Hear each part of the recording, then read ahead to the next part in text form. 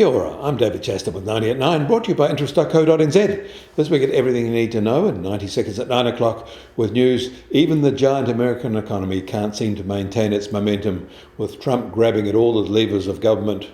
This week will be a busy one, with major economic releases that will culminate with the US September non-farm payrolls report at the end of the week and related labour market data. Besides labour updates, investors will also be on alert for the risk of a US government shutdown at the start of their new fiscal year on October the 1st. And we should also note that China is about to go on its 2025 National Golden Week holiday, which will run from Wednesday, October the 1st to Wednesday, October the 8th, an extended 8-day holiday that combines National Day with their Mid-Autumn Festival. This is a major time for domestic and international travel, resulting in busy transportation and tourist activity. Businesses largely suspend their operations during this time, but key government departments do operate. Over the weekend, Singapore released industrial production data delivering a large negative surprise. This activity was down a massive 7.8% in August from a year ago. And over the weekend, in the world's largest economy, they released personal income and spending data for August, which came in pretty much as anticipated. Personal disposable income rose 0.4% in the month, and personal consumption expenditure rose 0.6% on the same basis, all from the prior month.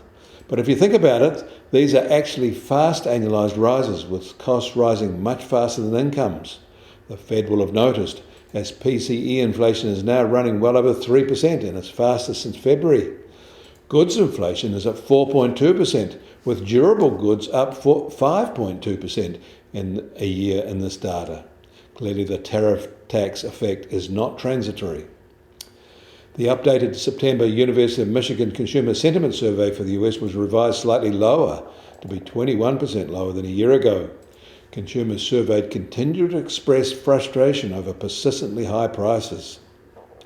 The US Treasury 10-year yield is now at 4.19%, little change from Saturday, to be up 5 basis points from a week ago. And the price of gold will start today at $3,759 an ounce, down $14 from Saturday, but that's up $78 from a week ago. And American oil prices are down 50 cents at just on $65 a barrel, while the international Brent price is now just over $69.50 a barrel.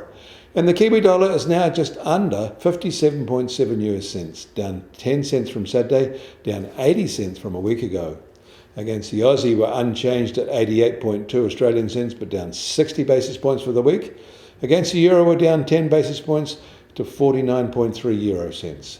That all means our trade weighted index starts today at just on 65.2, similar to Saturday at this time. You can get more news about the economy in New Zealand from interest.co.nz. Kia ora, I'm David Chaston, and we'll do this again tomorrow.